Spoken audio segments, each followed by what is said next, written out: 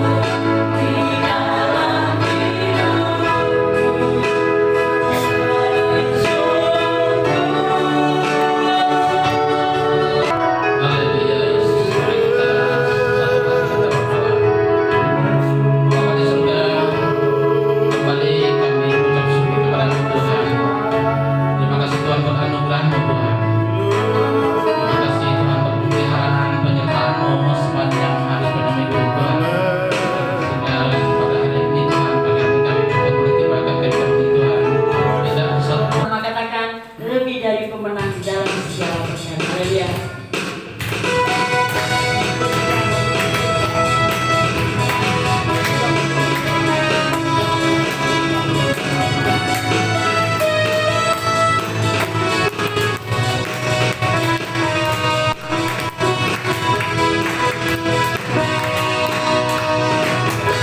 Lebih dari pemenang, segala perkara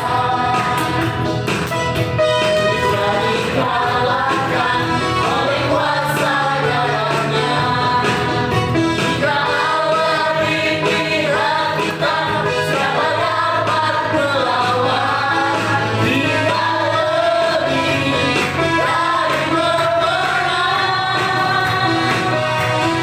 Haleluya, ibaratlah pancinya, Yesus ada segala rahasianya.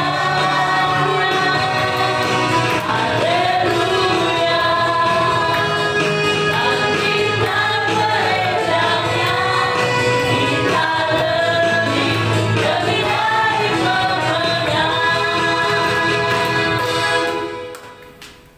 Mari saya undang Bapak Ibu untuk bangkit berdiri karena kita lebih dari pemenang ya, bukan? Itu belum menang saudara ya. Kalau lebih dari pemenang kita akan menang, amin. Lebih dari pemenang dalam segala perkara. Mari katakan dengan suara yang berbeda bahwa kita lebih dari pemenang, amin.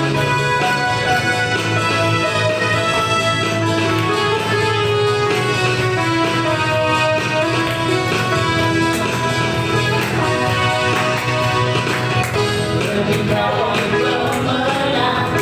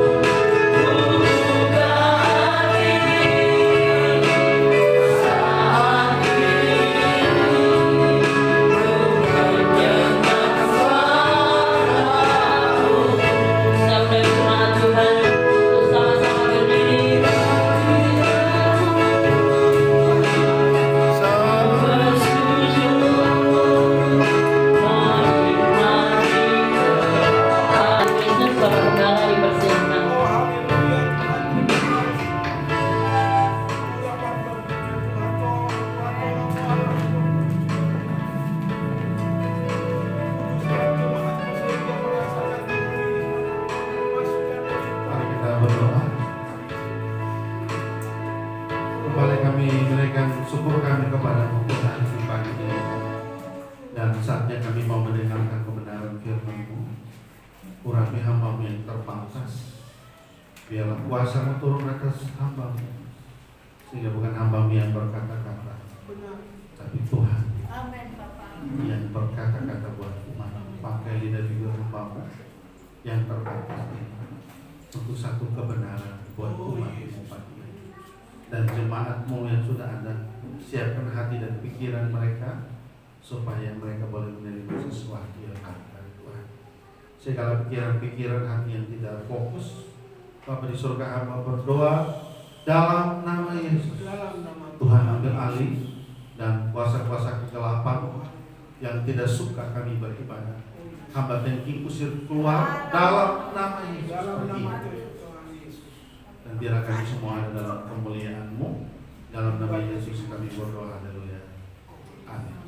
Silakan duduk Bapak Ibu Saudara. Ada haleluya, ada sukacita, puji Tuhan, amin ya. Katakan kanan kiri, Yesusku dahsyat. Yesusku dahsyat. Amin ya. Saudara, gereja, kalau bicara gereja itu kita bicara dalam berbagai kelamin. Jadi gereja tidak ditaruh di tempat yang indah-indah. Gereja itu ada di tempat kekelaman. Kenapa? Supaya kita bisa menjadi saksi. Kita bisa menjadi satu perbandingan yang nyata bahwa Tuhan kita dahsyat. Nah, langsung saja mari kita buka Alkitab 1 Yosua, bukan 1 Yosua. Yosua pasal pertama. Yosua pasal pertama ayat 9. Ya, jadi kita gaspol. Ya. Yosua pasal pertama ayat 9. Jadi tidak terasa kita sudah masuk di bulan Agustus. Begitu cepat waktu berlalu ya, menuju kepada pengurangan usia kita. Yosua pasal pertama ayat 9. Bapak Ibu baca dalam hati, saya akan bacakan buat saudara biar semua jelas. Begini bunyi firman Allah.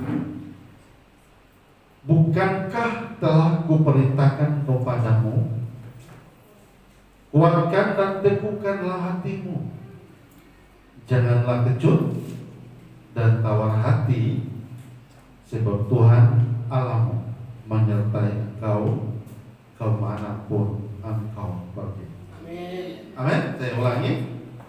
Bukankah telah kuperintahkan kepadamu, kuatkan dan teguhkanlah hatimu, janganlah kecut dan tawar hati, sebab Tuhan Allahmu menyertai engkau kemanapun engkau pergi. Amin. Saya baca firman Tuhan ini dari malam, kayak saya itu terangkat, kayak ringan sekali. Ya, beban hidup kayak ringan sekali. Tuhan tahu hari-hari ini kita berada pada situasi dan kondisi yang sangat menakutkan.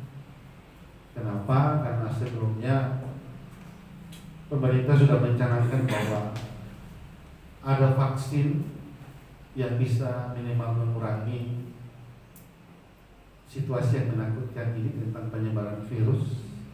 Tapi setelah divaksin 1, 2, 3, isu baru lagi masuk, ada varian Delta baru lagi yang 7 kali lipat daya serangnya terhadap kekebalan tubuh.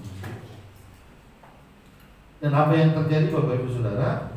Saya punya teman di Surabaya, dia pengusaha kopra, dia punya pabrik kopra. Kemarin dia ada kontak dengan saya. Dia berkata, Pak Cil, di Surabaya ini obat yang berkaitan dengan vitamin apa itu semua habis di apotek. Saya bilang, hah? Iya Pak. Bahkan mereka sampai beli obat apa dia bilang kemarin. Jadi kalau kita susu kuda liar apa udah nggak usah diomongin lagi lah. Itu sudah habis, sudah diborong semua ya. Apalagi kemarin dia bilang, obat ini, obat cacing itu habis. Dibelinya katanya menurut riset obat itu juga bisa menjadi satu acuan untuk membatasi virus menyerang kekebalan tubuh kita. Saya sejenak merenungkan kalimat itu. Saya cuma hanya berkata dalam diri saya begini, Tuhan, betapa bodohnya kami ya, umat-Mu. Apa yang dibilang manusia kami lakuin, tapi apa yang Tuhan bilang kami nggak mau lakukan. Ya, ketika bahasa itu dia ucapkan, saya bilang menunjuk diri saya tuh betapa bodohnya ya kami. Apa yang dibilang dunia malah kami ikuti, tapi apa yang disuruh Tuhan kami malah remehkan. Ya, di India sampai mereka ambil tai sapi, mereka fulurkan ke seluruh tubuh mereka. Kita sudah kebinatangan. Ya. Sebagai orang percaya, sebagai gereja Tuhan harus melihat satu fenomena yang saat ini sedang terjadi, dan itu memang semua membuat kita harus kembali kepada kebenaran firman Tuhan. Dan saya tadi barusan dengan istri saya, kami sedang berbicara. Jadi saya ada bicara tentang iman. Istri saya menyangkanya bahwa mengatakan begini, situasi hari ini harus kita situasi. Dan saya mengatakan kepada istri saya, jangan pernah kau membandingkan, kau membenturkan situasi dengan statusmu sebagai orang percaya. Karena orang percaya, Tuhan meminta supaya kita harus menerapkan konsep yang benar, bukan situasi yang harus kita jaga. Nah, hari ini saya mau bicara.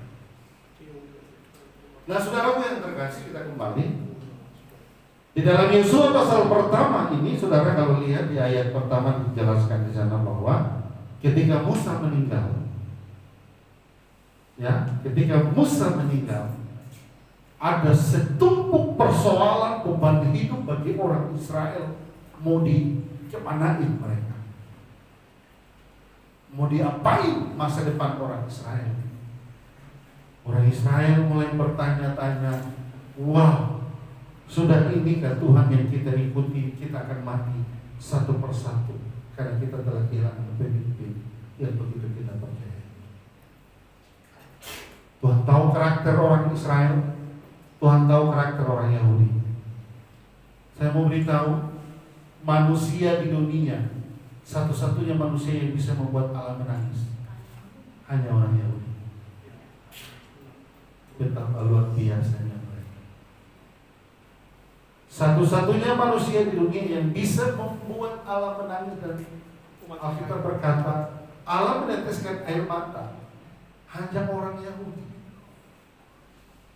Tapi pada zaman Musa, ketika Musa meninggal, Allah melihat orang ini mulai pucat kacir. Padahal sudah sejuta pengalaman iman, sejuta pengalaman kuasa telah Tuhan perlihatkan kepada mereka.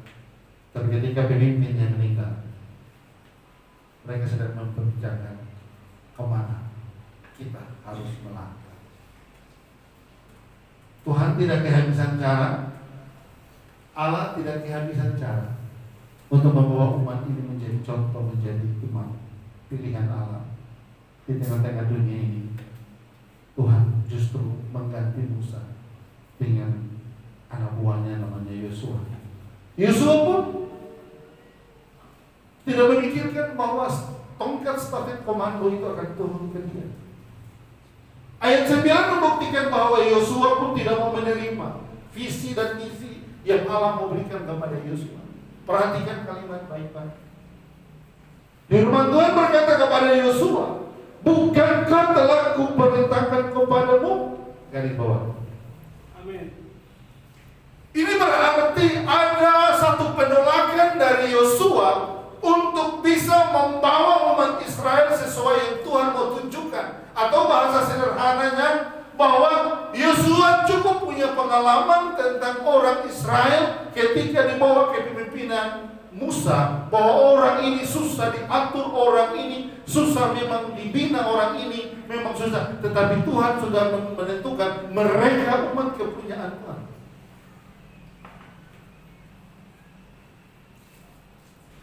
Situasi yang sulit hari-hari itu, Yosua harus diperhadapkan dengan orang Yahudi yang tabiatnya begitu luar biasa. Yosua juga berkata, saya tidak punya apa-apa membekali mereka, apa yang harus kulakukan. Firman Tuhan menguatkan dan meneguhkan hati Yosua. Perhatikan baik-baik. Bukankah telah kuperintahkan kepadamu, kuatkan dan teguhkanlah hatimu. Kuatkanlah dan teguhkanlah hatimu. Allah hanya butuh hati Yosua untuk menguatkan dirinya bahwa dia sedang berjalan dalam kepemimpinan Tuhan. Allah tidak menyuruh Yosua berapa depositomu di situ, berapa keuanganmu yang ada padamu. Biar hari ini kuperintahkan kau pergi. Tapi Allah mempersiapkan Yosua dan pertanyaan. Sudah pemberesan hatimu untuk melangkah berjalan bersama-sama saya. Bapak Ibu Saudaraku yang terkasih, jangankan Yosua, pasti saudara dan saya juga, kalau situasi ini Allah lempar kepada kita, kita akan pasti mengarah ke apa yang Yosua pikirkan. Tapi satu hal yang pasti pagi hari ini Tuhan mengajari kepada kita, bahwa apa yang telah Tuhan perintahkan kepada kita, Allah bertanggung jawab 100% atas hidup saudara dan saya. Amin. Amin. Amin. Apa yang telah Allah suruh, apa yang telah Allah gariskan dalam hidupmu, Allah bertanggung jawab 100% dalam hidup. Ini Yosua. Firman Tuhan berkata, kuatkan dan teguhkanlah hatimu. Satu-satunya media, satu-satunya organ yang masih dibutuhkan Allah hari-hari ini adalah hati kita.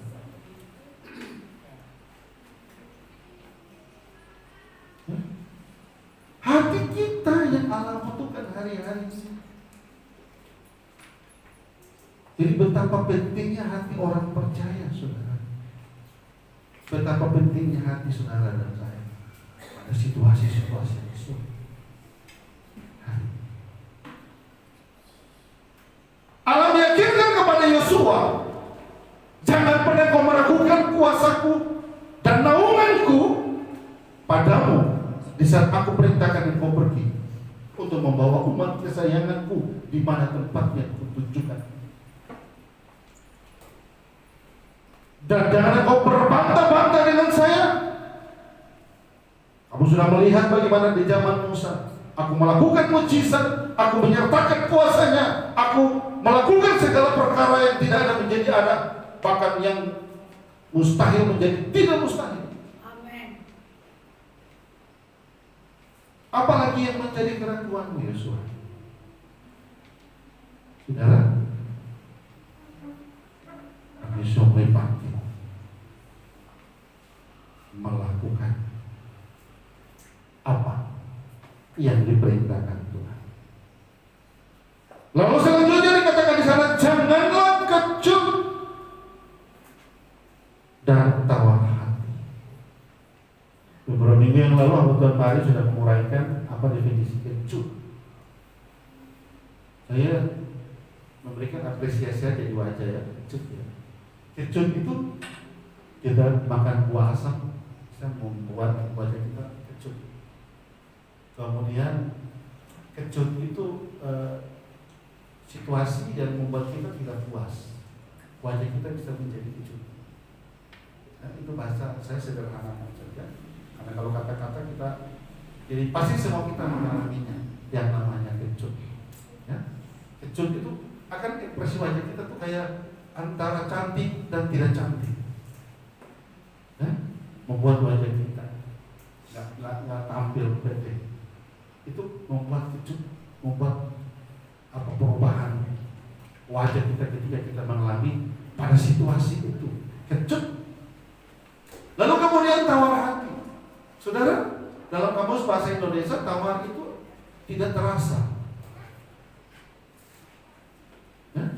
Tidak terasa, entah asin kah, manis kah, pahit kah, itu nggak terasa. Nah, saudara bisa bayangkan jika kalimat itu dia melekat pada hati kita, bisakah saudara berbuat sesuatu? Pak Mantus bilang kemarin ketika dia sakit, dia udah nggak rasa pokoknya ada sikat ya, tinggal dia mau lihat aja, oh ini garamnya buruk. Jadi ketika tawar hati itu melekat pada hati kita, bisakah kita melakukan sesuatu? Makanya Allah menjaga, jangan sampai di situasi yang sulit ini umat Tuhan, orang percaya, jangan sampai punya dasar hatinya ada kecut dan tawar. Ini yang Tuhan mau, saudara. Ini yang Tuhan mau. Jadi Allah mempersiapkan Yosua dengan Allah hanya meminta bahwa jangan kecut dan tawar hati. Murah kan? Nggak mahal ya? Nggak mahal kan? Kalau Om suruh Pak Supri, kamu gak nyampe ambil durian. Pak Supri kan berkata, Om jangan hanya ngomong doang Om. Lalu tulus uang bensin Om. Oh iya. PP berapa? Udah 50.000 lah. 50.000. Kita ngikut Tuhan. Kita melaksanakan visi dan misi Tuhan. Tuhan hanya meminta hatimu jangan sampai kecut dan tawar. Amin. Amin. Saya beri pemulihan Tuhan Yesus. Di saat kita mengalami goncangan, di saat kita mengalami kesulitan, kuatkan hatimu, karena Allah akan memulai dari sana. Dia memperlihatkan cara untuk memberkati. Pak Supri yang tanya, Pak Supri, adakah Pak Supri dengan Ibu Febri mengenal, memahami kalian bangun rumah ini di masa sulit ini, di masa pandemi ini? Orang lain sedang mengumpulkan cadangan untuk makanan, Allah kalian bangun rumah. Kalian bisa pikirkan ini masa sulit, orang sekarang mau makan aja susah, gimana mau bangun rumah? Tapi kalian sadar gak, Tuhan ingin mau memakai kalian, memperlihatkan kepada teman-teman bahwa orang yang sungguh-sungguh setia kepada Tuhan, jangankan corona, lebih dari corona pun Tuhan sanggup melakukan sesuatu.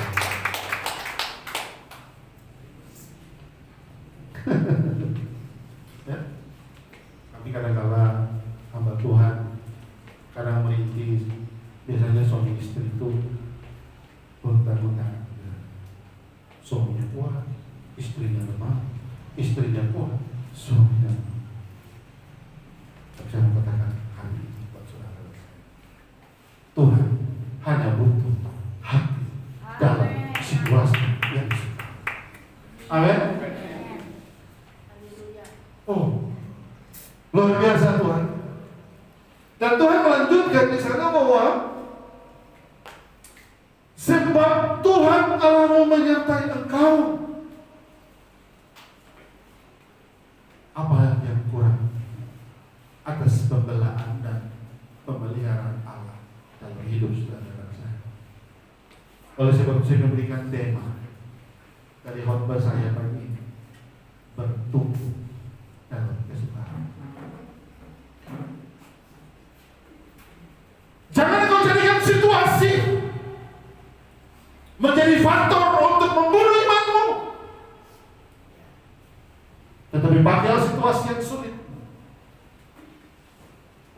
katakan kepada Allah, Tuhan, Engkau Allah yang dahsyat. Engkau bisa memperlihatkan kasih-Mu lewat banyak yang Kau alami. Gereja bertumbuh bukan tempat yang nyaman. Baca dari Kejadian sampai Wahyu, orang-orang nabi-nabi yang dipakai Tuhan, umat Tuhan yang dipakai Allah, tidak berjalan seindah instan seperti itu. Tapi mereka berjalan dalam lembah-lembah kekelaman, dalam kesukaran situasi mereka harus berjalan. Tapi sepanjang kesukaran itu berjalan, berlimpah-limpah juga kasih, karunia dan penyertaan Tuhan. Tuhan selalu barengkan dalam kehidupan, sehingga kesukaran itu menjadi enak disantapnya. Amin. Jangan pernah kau menyalahkan istrimu, jangan pernah kau menyalahkan suamimu, dan jangan pernah kau menyalahkan anak-anakmu dalam situasi hari-hari ini. Tetapi satukan dekat hati dan berkatakan, Tuhan, dengan wajah yang senyum, jangan dengan kecut, ya. Tuhan, wow, keren, Engkau Tuhan, Engkau Allah yang luar biasa. Engkau boleh membangkitkan imanku di saat situasi-situasi yang sulit. Dalam keadaan sakitmu, jangan sakitmu mempengaruhi imanmu. Karena di dalam Tuhan bukan situasi yang menjadi dasar untuk kita percaya, tetapi konsep hidup itu yang harus menjadi representatif kita, bahwa situasi apapun, umat Tuhan, anak-anak Tuhan, hamba Tuhan, dia tetap kokoh berdiri karena Tuhan yang dasar. Amin. Ini yang harus kita belajar bersama-sama. Ya, harus kita belajar bersama-sama. Tuhan berfirman kepada Yosua, sebab Tuhan Allahmu menyertai engkau kemanapun engkau pergi. Apalagi yang bisa kita bantah? Firman-Nya sudah jalan. Lalu kenapa kita harus ikut lebih banyak apa kata dokter, apa kata manusia? Kita lebih cenderung mengikutinya, melakukannya, ketimbang apa yang Tuhan minta untuk kita lakukan. Ya?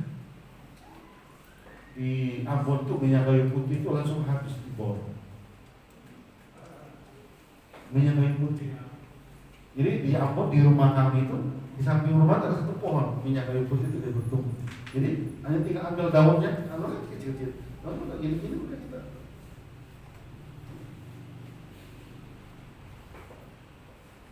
Jadi kita memang harus belajar. Allah harus memberikan situasi kepada kita, karena memang itu tujuannya Tuhan. Gereja harus hidup di tengah-tengah badai. Makanya Pak Pendeta Basirus ini kemarin begitu bangun gereja, waduh, dari mana anggarannya, dari mana dananya ya. Kami bersepakat, malam-malam kami bersepakat di lantai 2 di atas, robohkan. Lalu robohkan, lakukan. Sekarang sudah lantai 2 sudah dicor. Coba kalau nggak dirobohkan, bisa ditepuk tangan buat Tuhan Yesus. Coba kalau nggak dirobohkan sampai tua. Tapi begitu kamu robohkan, Tuhan bertindak. Begitu kami robohkan, Tuhan berberkat. Sudah cor kemarin lantai 2, gak persis seperti kita punya. Jadi nanti kalau pasir sudah jadi, dia di atas. Jadi begitu kita lihat, dia hello. Kita iman. Jadi kita belajar dari pengalaman hidup ini, kita belajar bagaimana cara Tuhan memulai menunjukkan jalan kepada kita. Bukan Tuhan jatuh dari langit, memang. Saudara, saya mau katakan, kalian di masa COVID ini mungkin ketakutan, tapi saya diberkati, saudara. Amin. Saya justru diberkati. Jadi saya bilang apa tadi? Konsep yang harus kita mainkan, bukan situasi. Konsep yang harus kita mainkan, bukan situasi.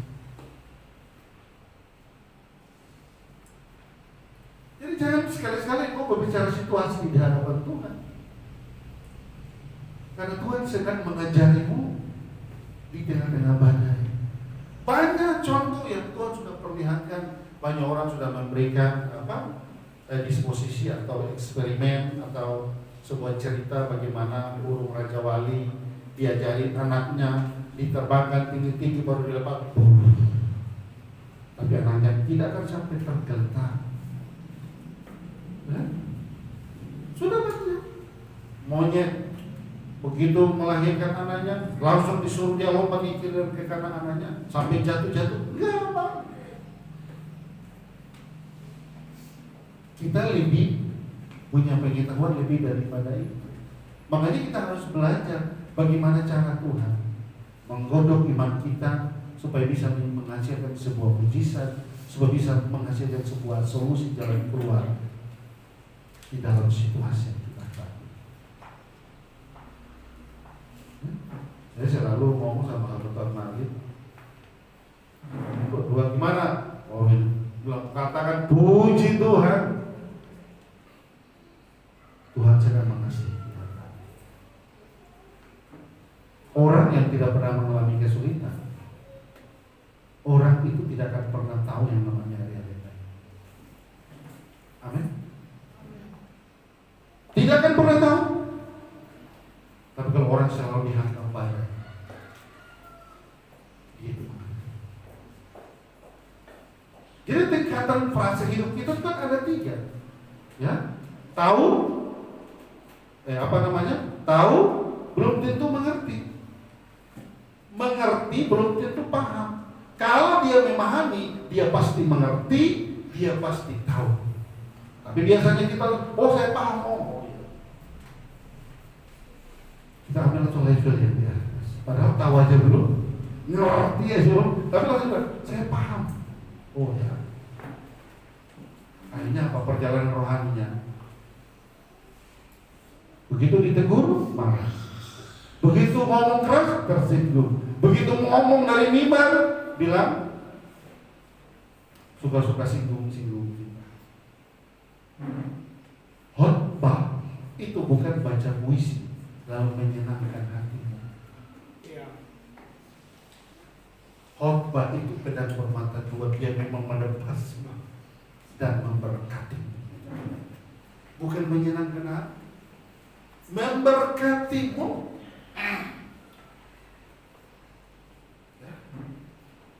Jadi khotbah dari mimbar itu bukan baca puisi menyenangkan orang. Lihat engkau ada di sana, bertumbuh-tumbuhlah pohon-pohon, bukan begitu. Khotbah itu menyampaikan kebenaran firman Tuhan, dan firman itu harus menyentuh karakter.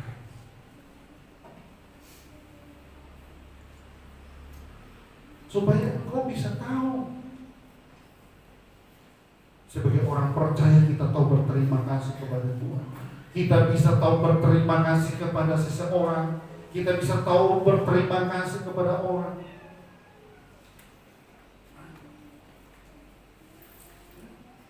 Makanya saya bilang saya bilang ya memang kita begini yang mau diapain lagi.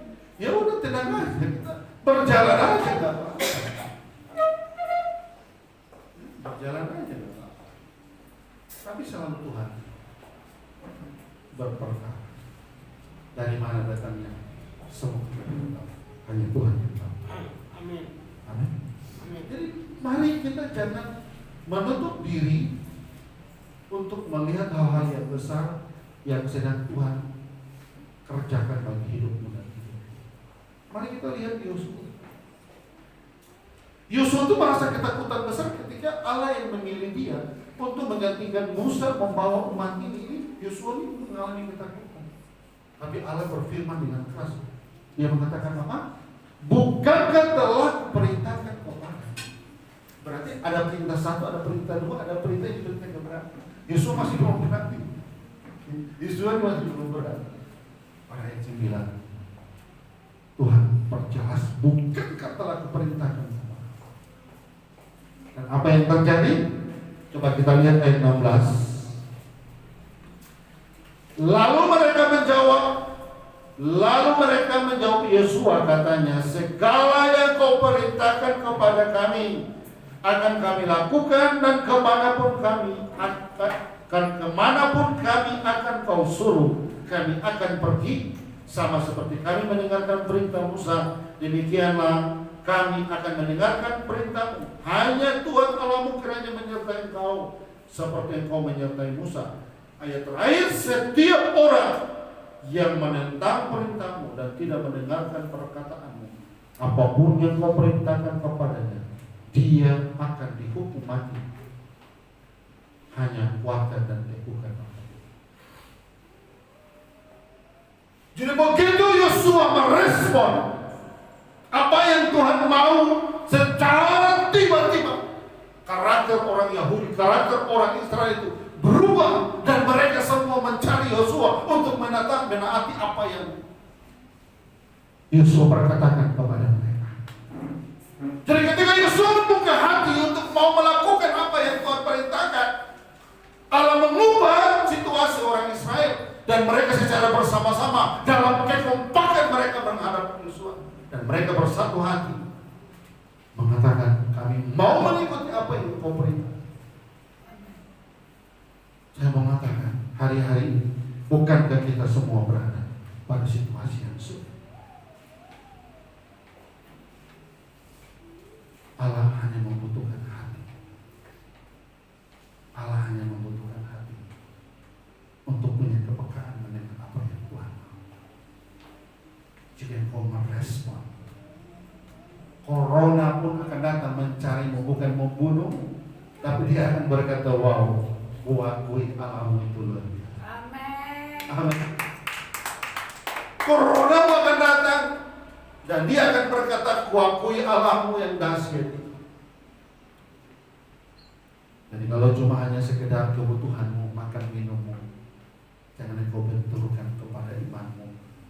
Tuhan terlalu setia dalam hidup. Memang uang tidak jatuh dari langit, tapi ada saja cara Tuhan. Ada saja cara Tuhan. Di masa pandemi ini semua orang itu mengeluh.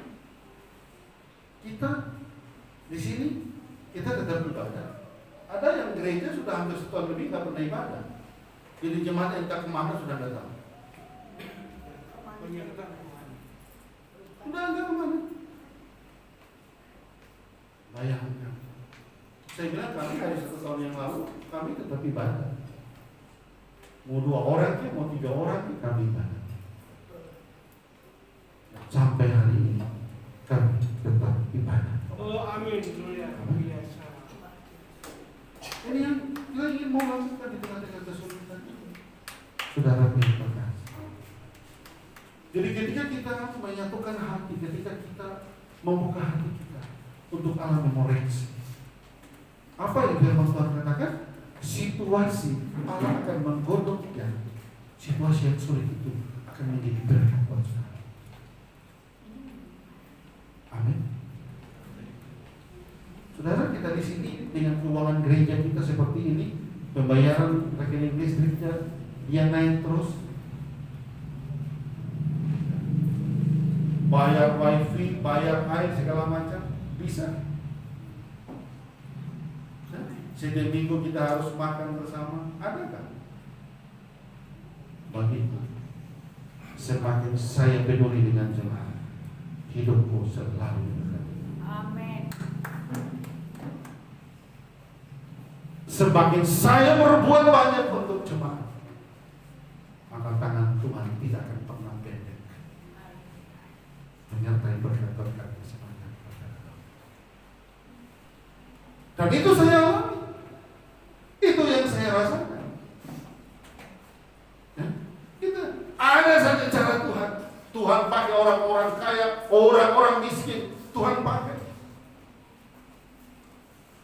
Di saat hari Kamis kita mau ibadah, mulai berpikir bagaimana ini kue segala macam. Pas nanti mau ada yang telepon, Pak Jeffrey di mana di sini? Ke sini dulu. Oh, baru ingin. Oh iya nanti malam ada ibadah.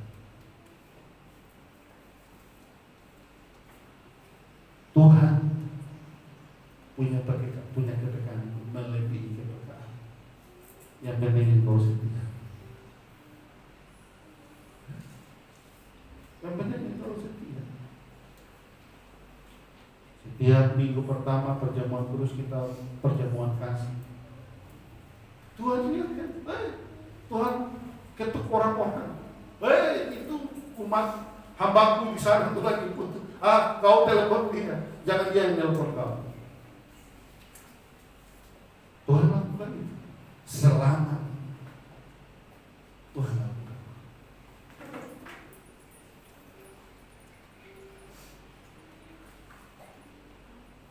Pernah dengan istri saya kami bayar IndiHome ke Alfamart.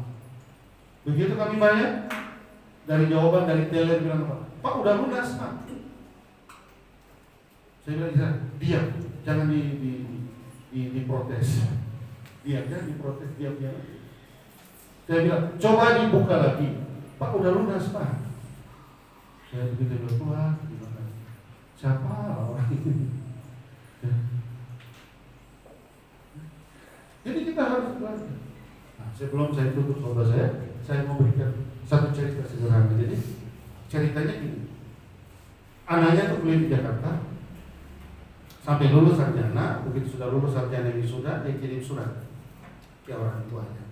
Dia bilang kepada ayahanda, ibunda yang terkasih, Ananda di Jakarta sudah berhasil, sekolahnya sudah selesai dan sudah menggelar sarjana S1, dan dia menekankan di bawah bahwa semua ini karena pertolongan TME, Tuhan Yang Maha Esa. Kirim surat ke orang tua. Orang tuanya baca suratnya sampai menangis.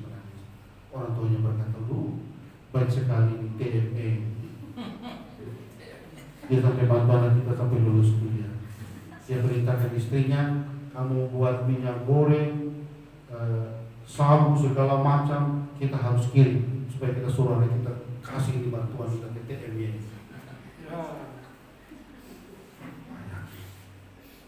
Dan mereka lakukan.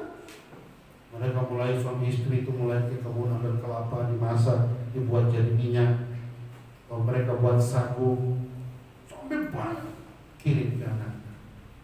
Anak-anak yang terkasih, sampai ucapan terima kasih orang tua kepada yang namanya TME yang sudah membantumu. Ya? Dan ini sekedar kami memberi tidak pantas yang dia berikan kepada. Begitu anaknya terima kasih sampai nangis kami. Kalau dia kirim surat, kalian tahu TME itu apa? TME itu bukan manusia. TME itu Tuhan Yang Maha Esa. Amin. Ya? Jadi mari kita belajar. Saya bisa saat situasi yang sulit seperti ini, anak Tuhan harus punya kepekaan. Umat Tuhan harus punya kepekaan. Karena disinilah kita belajar bagaimana Tuhan memberkati. Gereja tidak bisa berjalan hanya instan aja begitu. Nggak bisa. Gereja harus coba saudara baca Kejadian sampai waktu. Semua dalam pencobaan dan penderitaan. Tapi di tengah-tengah semua itu, Tuhan membalut dengan kasih. Tuhan membalut dengan kemurahan. Tuhan membalut dengan semua. Nah, jadi mari kita belajar, kita jadikan situasi yang sulit menjadi hidup kita lebih berkenan kepada Tuhan. Amin. Mari kita akan masuk dalam perjamuan. Terus kita berdoa. Bapa di dalam surga, kami mengucap syukur dan berterima kasih. Firman-Mu sudah boleh hamba-Mu berkata-kata, tapi hamba percaya biar roh Tuhan lebih dahsyat lagi mengartikan dan menguraikan kepada umat-Mu, sehingga di tengah-tengah yang sulit ini umat-Mu boleh bangkit, umat-Mu boleh kokoh, umat-Mu boleh bertahan hidup, umat-Mu boleh punya keberanian untuk melangkah mengambil terobosan bersama-Mu ya Tuhan Yesus. Dan tiba saatnya kami akan masuk dalam perjamuan kudus. Roti dan anggur telah tersedia di hadapan kami. Tuhan urapi, berkati supaya semua ini mendatangkan kekuatan kesehatan, yang sakit disembuhkan, yang lemah dikuatkan dalam nama Yesus. Tuhan urapi perjamuan kudus. Terima kasih Bapa, dalam nama Yesus. Kami berdoa dan mengucap syukur. Haleluya. Amin. Mari kita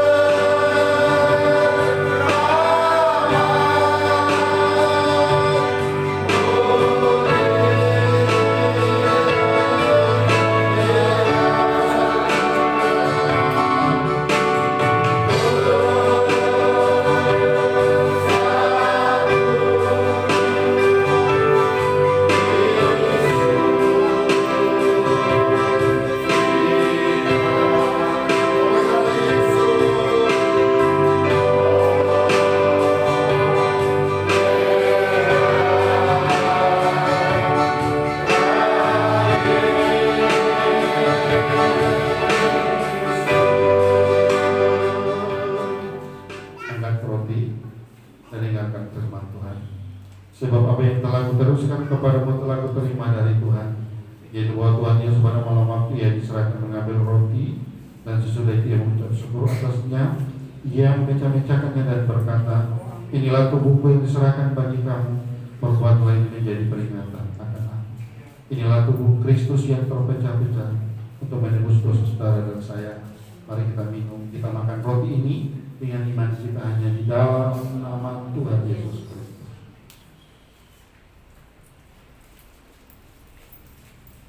Demikian juga cawanmu mendengarkan firman Tuhan. Demikian juga yang mengambil cawan sesudah makan lalu berkata, cawan ini adalah perjanjian baru yang dimeteraikan oleh darahku, perbuatan yang setiap kali kamu meminumnya menjadi peringatan akan aku. Inilah darah Yesus yang tertumpah untuk menebus dosa saudara dan saya.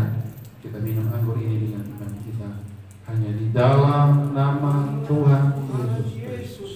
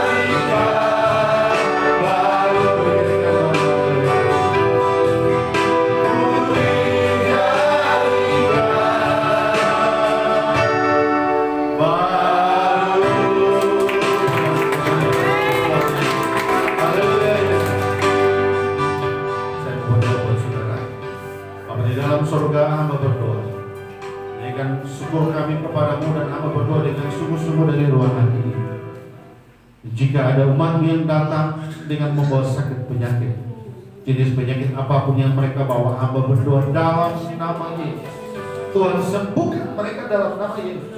Buat Pak Elkana, hamba berdoa dan perjamuan kudus ini, roti dan garam setelah kami makan dan minum, Tuhan jamah penyakitnya, dan sembuhkan dalam nama Yesus. Segala darah-darah yang tersumbat, penyakit stroke, Tuhan angkat dan sembuhkan dalam nama Yesus. Dalam nama Yesus. Hamba berdoa juga buat tubuh ini, dengan segala pergumulannya, anaknya yang sakit, suaminya kecelakaan sampai tangannya mati. Tuhan, hamba berdoa, kuatkan ibu ini. Kuatkan ibu ini dengan situasi yang dialaminya. Hamba percaya Tuhan punya maksud tertentu. Oleh sebab itu Bapak berdoa, hamba berdoa kepadamu ya Tuhan. Biarlah Tuhan jamah sakit penyakit suaminya, tangannya yang patah Tuhan jamah, dan Tuhan sembuhkan dalam nama Yesus. Dalam nama Yesus. Sehingga tidak ada satupun yang kurang bagi kehidupan suaminya. Dan biar ibu ini boleh menjadi kesaksian yang hidup di tengah-tengah keluarga. Pakai ibu ini dalam nama Yesus. Dan jika umat yang datang mengalami ketakutan dan kekhawatiran oleh karena tekanan ekonomi, Tuhan hamba berdoa, biar Allah yang dahsyat datang dan boleh memberkati dan memberi kekuatan yang baru, sehingga mereka tetap kuat mengikuti Tuhan. Hamba serahkan mereka dalam tangan kuasa. Hamba berdoa juga buat bangsa dan negara kami, bangsa Indonesia, dalam situasi yang ada Tuhan pakai pemimpin-pemimpin kami dari presiden sampai kepada daerah. Tuhan jamah, Tuhan taruh roh-Mu supaya mereka boleh benar-benar membuat program dan kebijakan adalah sesuai dengan kehendak-Mu ya Tuhan. Dan Tuhan jauhkan dari mereka untuk mengambil kesempatan dalam kesempitan dalam situasi yang sulit ini. Kami berdoa Tuhan taruh damai-Mu, Tuhan taruh sukacita, dan lawanlah bangsa dan negara kami dalam nama Yesus. Segala pandemi COVID yang saat ini sedang merajalela, apapun situasi dunia yang mengatakan 7 kali lipat lebih dahsyat, kami percaya kuasa Tuhan jauh lebih dahsyat. Tuhan berkati bangsa kami. Tuhan angkat segala roh-roh ketakutan atas bangsa kami, sehingga seluruh bangsa ini, seluruh rakyat bangsa ini kembali pulih, kembali kuat, kembali semangat untuk menata hidup dan masa depan bangsa ini. Kami serahkan dalam tangan kuasa-Mu ya Tuhan Yesus. Terima kasih, Hamba serahkan seluruh kehidupan umat-Mu dalam tangan kuasa-Mu, dalam nama Yesus. Kami berdoa mengucap syukur, haleluya. Amin. Silakan duduk Bapak Ibu, dan saya serahkan kepada pemimpin kita.